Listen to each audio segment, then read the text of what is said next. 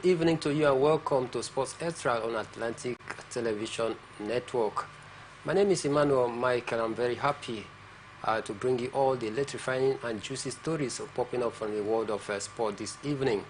On the show today, we shall take a look at some NPFL matches, not also forgetting the blockbuster game over the midweek between Liverpool and Real Madrid in the UEFA Champions League. Not also forgetting that Mohamed Salah is in the news as well. He said that he's very disappointed that Liverpool are yet to offer him a new contract. All this and many more is going to form the bulk of our conversation here this evening. I'll take a quick break. When I'm back, we'll head straight to the business of the day.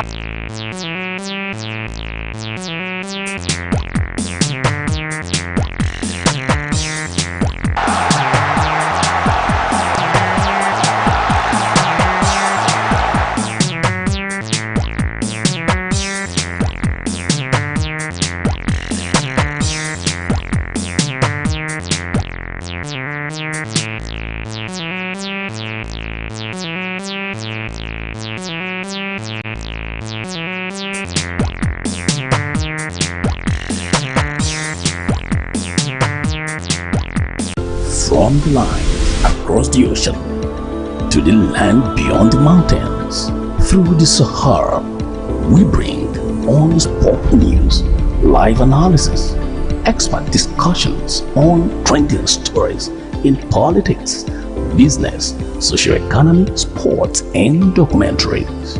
So catch all the updates on the happenings around the globe. Stay focused on the fact today. Only on ATN.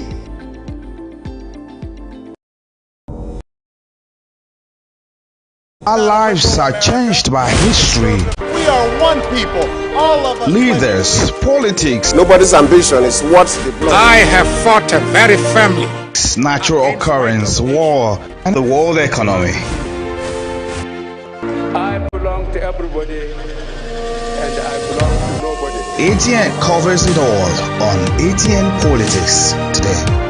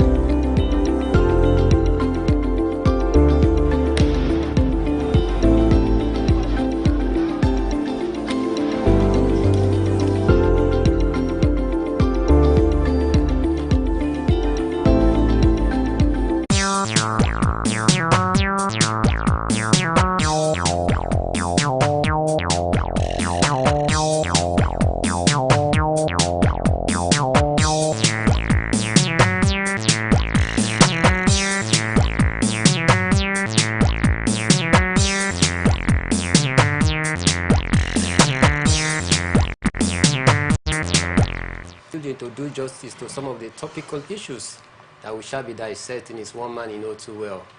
He's Dr. Elechi Oweke. He's a lecturer from the University of Port Harcourt. Doctor, good evening and welcome to the show.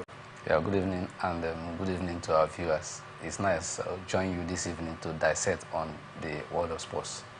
All right, we also have Raymond Hussein in the building as well, one man who truly knows what it means to talk sport right here in the building this evening. Raymond, good evening and welcome to the show. Good evening, my brother. Good evening, our lovely viewers. It's such a lovely outing with you guys today, and I'm sure you will love it.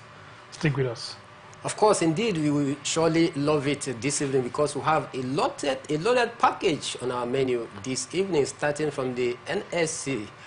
In line with the global digitalization trend, the National Sport Commission is set to synergize with Galaxy Backbone for the digitalization of stadia facilities and infrastructure across the country. The chairman, National Sport Commission, Malam Shehu Diko, disclosed this on Friday when he received members of Galaxy Backbone on a caustic call in his office at the National Stadium, Abuja. Malam Diko noted that the vision of his administration is to set all stadia and sporting infrastructure energized and actively ICT compliant in line with global best practices. Diko pointed out that the vision of President Bola Ahmed Tinubu is for the country to have at least 6 standard and competent stadia to host international events across the 6 geopolitical zone. Meanwhile, earlier in his remark, leader of the Galaxy team, Professor Ibrahim Adeyanju, said that the organization came in order to identify with the NSC leadership and to extend a hand of partnership to the Commission to ensure a digitalization transformation of sport facilities across the country. Dr. Elechi, this is another big move from the National Sport Commission.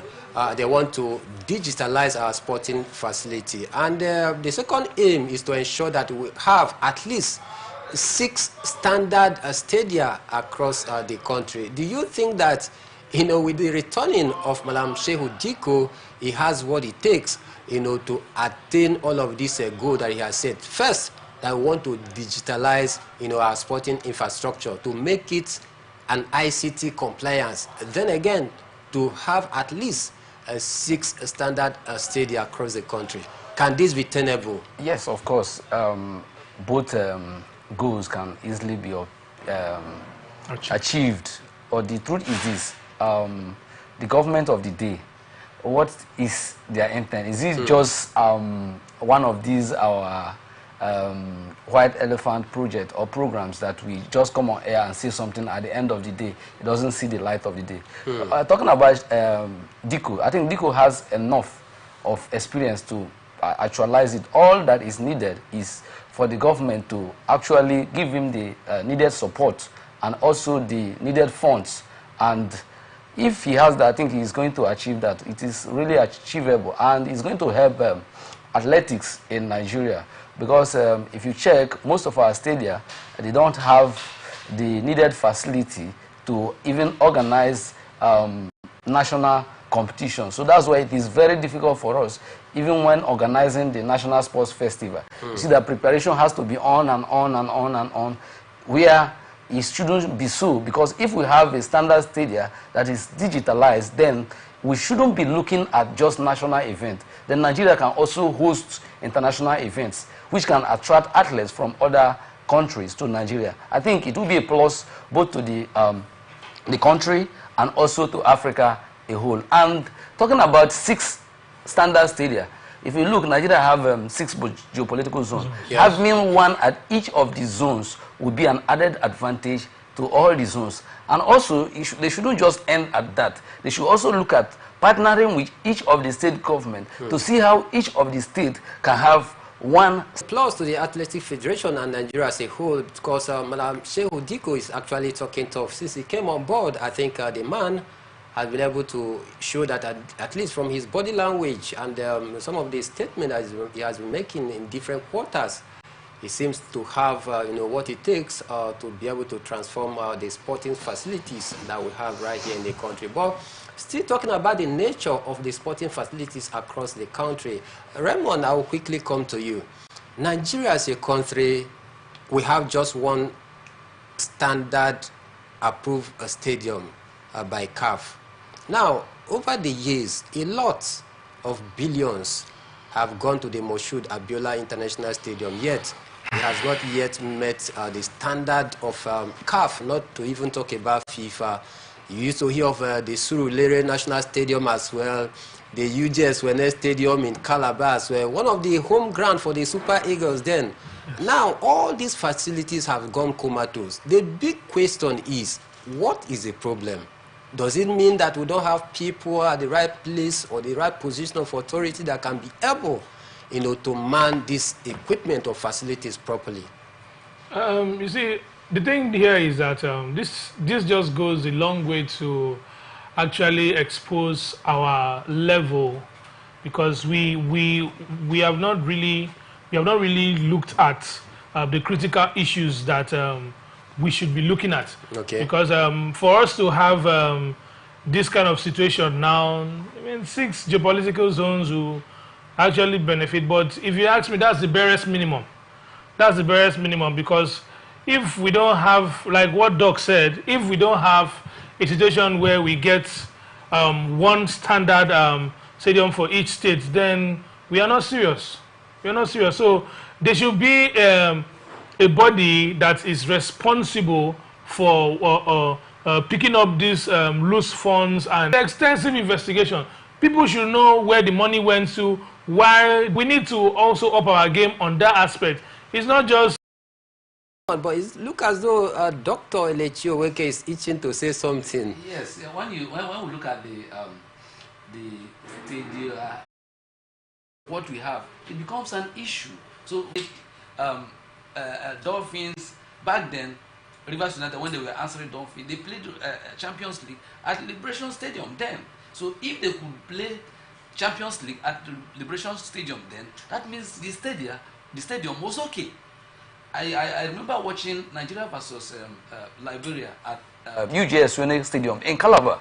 The stadium was okay. So what has happened? So we look at the management. We also look at the bringing out the fund at the right time to manage the stadium. I think the scrapping of the Ministry of Sports and bringing in the National Sports Commission is a right step in the right direction.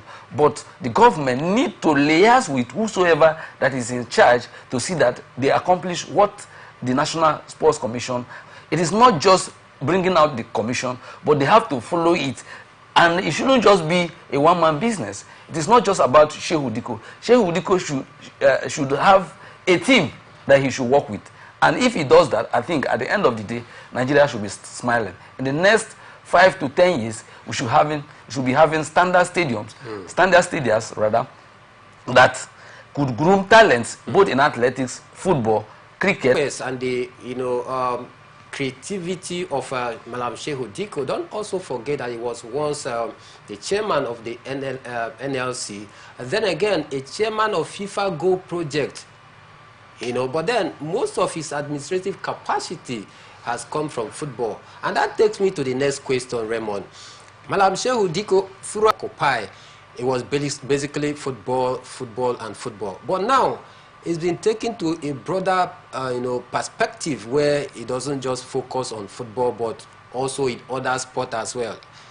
Do you think that with his wealth of experience, this man, does he have what it takes really to be able to galvanize the sporting affairs of the country, other than just football only? Absolutely, absolutely. It gives him a better and a bigger platform to do exploits. So I believe in his capacity to deliver, and I know that in an event where he cannot possibly get the job done, he will get the right hands, and all hands will be on deck to ensure that for a start. All right, our sports will definitely head to the pinnacle with Shehu Diko at the ends of affair, because he's one man who truly have proven over the years that indeed our sports at the 2026 ICC T20 World Cup Africa qualifier finals. With one game to spare, Nigeria capped off an impressive outing at the sub-regional C qualifier. who won after beating Botswana by 77 runs to tips at the World Cup in India and Sri Lanka in 2026. Doc, let me quickly turn to you. The Yellow Greens, 100% record that they kept in this regional qualifier out there. Then finishing up an impressive game, coming top in that very well. What do you make of their prowess so far? Don't forget, cricket is one of the oldest clubs or the oldest sport in the country. What do you make of the Yellow Greens? It's really a nice performance in the sense that Nigeria is not a cricket playing nation, and for them to qualify now they need adequate preparation. They also need the moral and financial support. So if they are able to get this, I think they will go places and they can pick one of the 2 tickets that is available for Africa to join South Africa as the 3 representative of Africa in the next ICC World Cup that will be. We start the sprint race second behind McLaren's London Norris. Hamilton is the all-time record holder for pole position in Formula 1 with 104. The next closest is fellow 7-time champion Michael Schumacher on 68, but after being closely matched in qualifying with Russell over their previous 2 seasons together, Hamilton has out-qualified his teammate only 6 times across all competition, qualifying session in 22 races, including 6 sprint. Management, the league management board.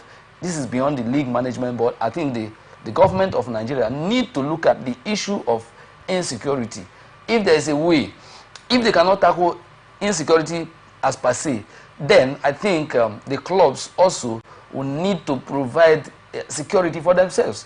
Majority of our clubs are owned by the state. If they are going, they can go with escort to ensure that they get to their match destination safely and also come back safely. It will take them lesser money to have security attached to their vehicles while going on honoring their matches. Because if they don't, automatically they will suffer it emotionally, psychologically, and the league will also suffer it. So I believe something needs to be done. If something is not done, then it will become a bigger problem. Of course, if something is not done, it becomes a bigger problem where the life of the week. It would have been better and safer if they looked at going by air, but